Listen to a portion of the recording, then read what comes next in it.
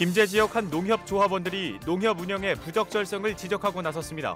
조합원들은 부실 채권이 수십억 원에 육박하고 있다며 개선을 촉구했습니다. 정읍시청 앞에서 긴 시간 동안 농성을 벌였던 택시 노조가 천막을 거뒀습니다. 택시정책협의체 구성 등 정읍시와 타협점을 찾았습니다. 전북 지역에서 설 연휴 동안 화재와 인명사고가 빈번했던 것으로 나타나 주의가 필요합니다. 최근 5년간 설 연휴에만 전북 지역에서 108건의 화재가 발생했습니다.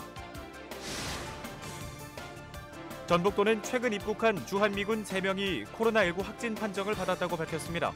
확진자들은 지난 2일 입국했으며 부대 내 격리 중 확진됐습니다.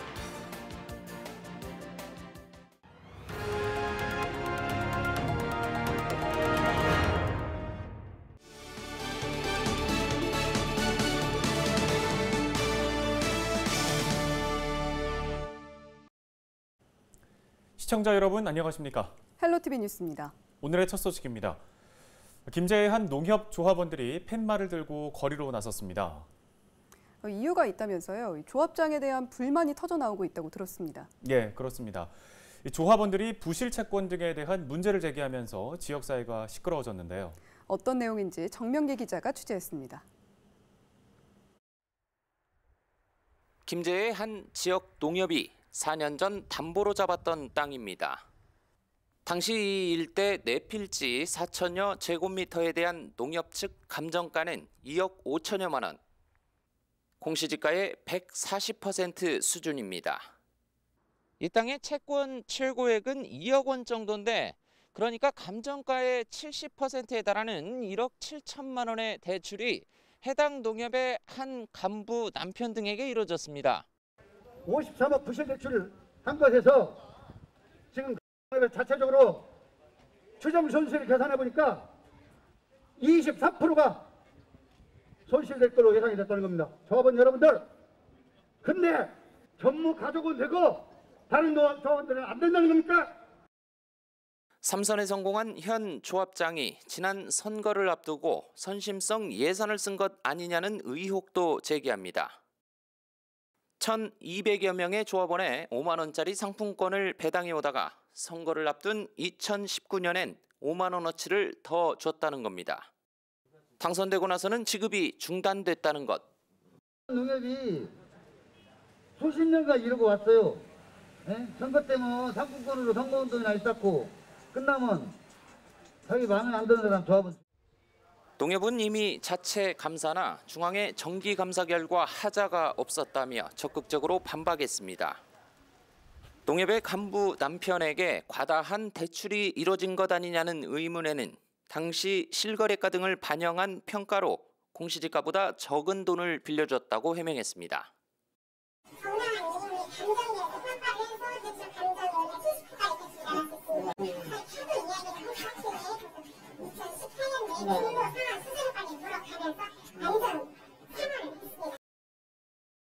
선심성 상품권을 지급했다는 의혹도 이사회 의결을 거쳐 영농 자재만 살 수 있는 교환권을 지급했을 뿐이라며 일축했습니다. 교환권을 줄 수가 없어. 투자비랑도 너무 이렇게 어려운 속에서 했는데 그래서 그에 못 주었어. 그래서 올해는 또 우리 이모님들하고 상의를 해서 올해는 10만 원씩 좀 다 주려고 이미 전에 다 받아놨습니다. 이 농협 측이 밝힌 대출금 가운데 회수가 불확실한 돈, 즉 부실 채권은 26억 원.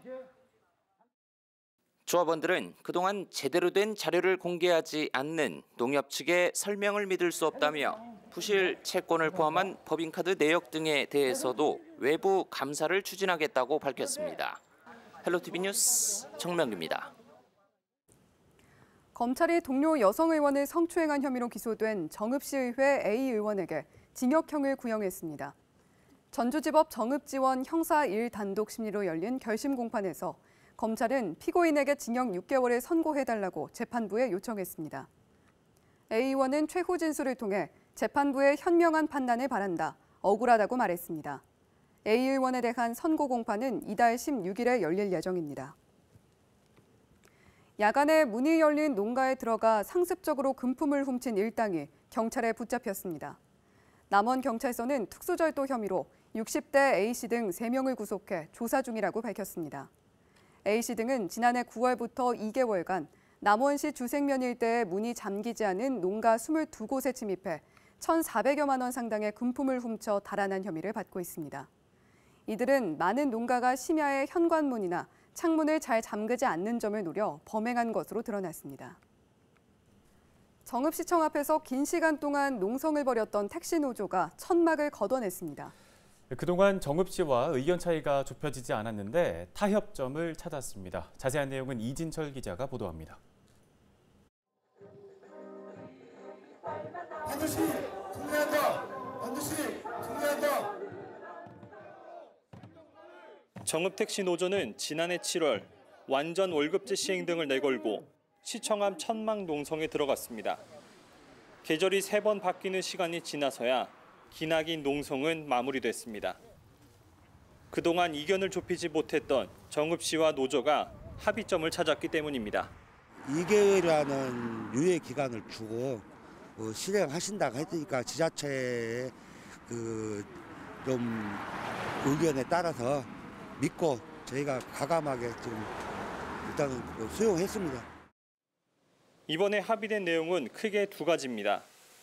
그동안 지지부진했던 완전 월급제 시행에 대한 시의 강력한 행정명령 이행을 약속받았고 논란이 됐었던 택시 감차 등 택시 산업 전반적인 내용에 대해 함께 해결책을 찾아 나가는 협의체도 구성하기로 한 것입니다.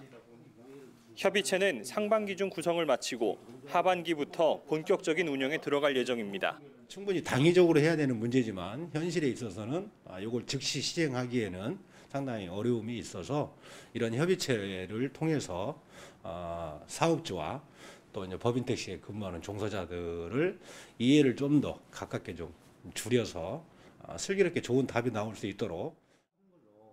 택시 산업의 한 축인 사업주의 참여가 숙제로 남았지만 시와 노조 사이 갈등이 일단락되면서 협의체를 통해 어떠한 결과를 이끌어낼 수 있을지 관심이 모아지고 있습니다.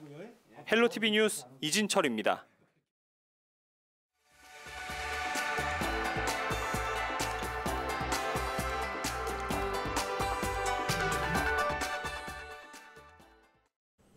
지역 소식 이어갑니다. 전북 지역에서 설 연휴 동안 화재와 인명사고가 빈번했던 것으로 나타나 주의가 요구되고 있습니다. 전북도 소방본부는 최근 5년 사이 설 연휴에 전북 지역에서 108건의 화재가 발생했다고 밝혔습니다. 이 불로 4명이 다치고 15억 원 상당의 재산 피해가 발생했습니다. 화재 원인은 음식물 조리와 쓰레기 소각 과정 등의 부주의가 64건으로 가장 많았고 정기적 요인은 19건 등이었습니다. 최근 전북 지역에 입국한 주한미군 3명이 코로나19 확진 판정을 받았습니다. 전북도 보건당국은 이번 확진자들이 지난 2일 입국했으며 부대 내 격리 중 확진돼 도민과의 접촉은 없다고 밝혔습니다. 도 보건당국은 김제시 육류 가공업체 집단 감염과 관련한 일본인 기술자 일행과 근로자 등 확진자 8명에 대한 유전체 분석 결과 모두 러시아에서 유행하는 코로나19 바이러스가 검출됐다고 설명했습니다. 전북도 선거관리위원회는 4월 7일 치러지는 김제시 의원 보궐선거를 앞두고 특별단속을 벌입니다. 도 선관위는 선거전담 대응팀을 운영해 사전 안내와 예방활동을 강화하겠다고 밝혔습니다. 이어 기부나 매수 행위, 허위사실 공표 등 선거 질서를 훼손하는 중대 선거 범죄에 엄정 대처하겠다고 덧붙였습니다. 이번 김제시 나선거구 선거는 전 시의장 의원직 사퇴로 이뤄집니다.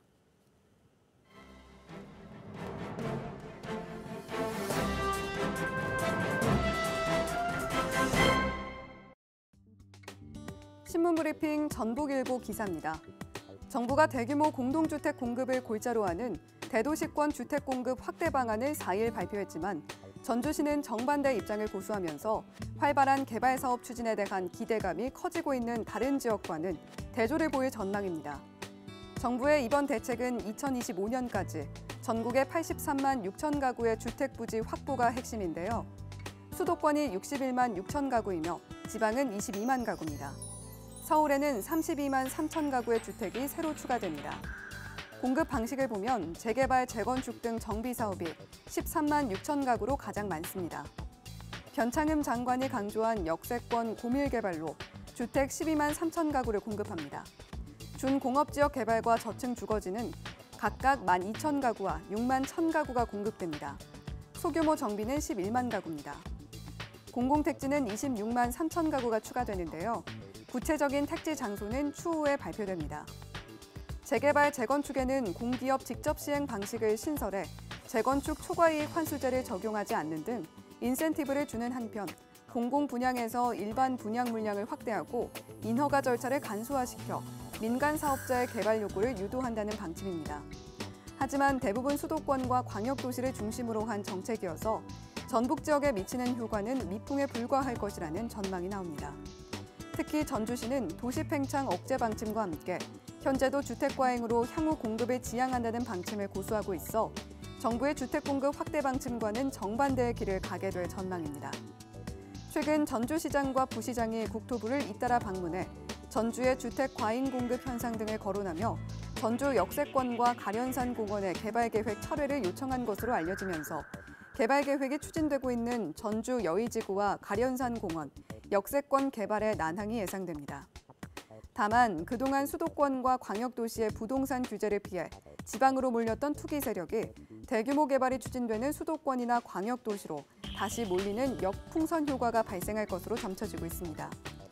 전주시 관계자는 이번 정부의 공급 정책이 전주시와는 아무런 관련이 없는 것으로 보인다며 다만 전주로 몰렸던 투기 세력이 다시 수도권으로 몰려 전주의 주택 가격은 안정된 것이다라고 봤습니다.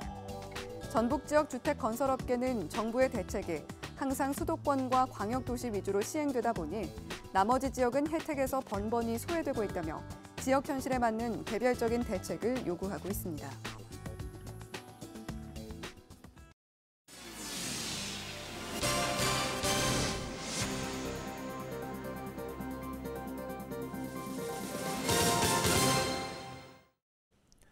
지역 소식 이어갑니다. 지난달 제정된 정읍시 소상공인 기본조례안과 관련해 정읍시 소상공인연합회에서 환영의 뜻을 내비쳤습니다. 소상공인연합회는 5일 정읍시청에서 기자회견을 열고 조례안 제정 환영과 함께 집행부의 소상공인 지원책 마련을 요구했습니다. 소상공인 지원 등의 근거를 마련한 정읍시 소상공인 기본조례안은 지난 1월 27일 정읍시의회에서 수정 가결됐습니다. 실태 조사 및 통계 작성, 소상공인 지원 및 육성, 소상공인 보호 등에 관한 근거가 마련된 점에 대하여 적극적인 환영 의사를 밝히며 남원시가 올해 129억 원을 투입해 노인 일자리 사업을 진행하기로 했습니다. 남원시는 지난해보다 140여 명이 증가한 3,600여 명의 지역 어르신들을 대상으로 노인 일자리 사업을 진행한다고 밝혔습니다. 이들은 7개 민간 수행기관과 23개 읍면동에서 활동하며 공익활동은 11개월, 취업 알선형은 연중 사업을 진행하게 됩니다. 활기차고 건강한 노후 생활을 영위할 수 있도록 어르신들에게 내실 있는 양질의 일자리를 제공하는 데 힘쓰겠습니다. 우리 지역 날씨 정보입니다. 따뜻한 남서풍이 불어오면서 주말엔 포근하겠습니다. 토요일 오전 기온 영하 3도, 낮 기온 12도 예상되는데요. 다만 미세먼지 농도가 나쁨 수준까지 오르면서 대기질이 좋지 못하겠습니다. 일요일에는 최저 기온 1도, 낮 최고 기온 9도로 하루 종일 영상권에 머물겠습니다. 다만 장시간 야외 활동은 피하시는 게 좋겠습니다. 토요일 지역별 아침 기온입니다. 임실이 영하 3도, 남원과 순창은 영하 2도, 그 밖의 지역은 영상 2도 나타나겠습니다. 주간 날씨입니다. 다음 주에는 맑은 가운데 가끔 구름 많겠습니다. 월요일부터는 기온이 뚝 떨어지는데요. 체감 온도가 영하 10도까지 내려가면서 맹렬한 추위가 예상됩니다. 추위는 주 후반까지 이어지겠습니다. 날씨 정보였습니다. 요즘 최고의 관심사는 코로나19 백신 접종이 아닐까 싶습니다. 전북도도 접종 준비가 한창인데요. 전북 지역 내에서는 631개의 의료기관이 예방접종 위탁 의료기관으로 참여하고 싶다는 의사를 밝혔습니다. 위탁 의료기관은 2월 중으로 지정될 예정인데요. 접종이 시작되더라도 바이러스가 옮겨질 수 있기 때문에 마스크 착용과 손 씻기 등 개인 방역 수칙은 반드시 지켜야 합니다. 헬로티비 뉴스 마칩니다. 시청해주신 여러분 고맙습니다.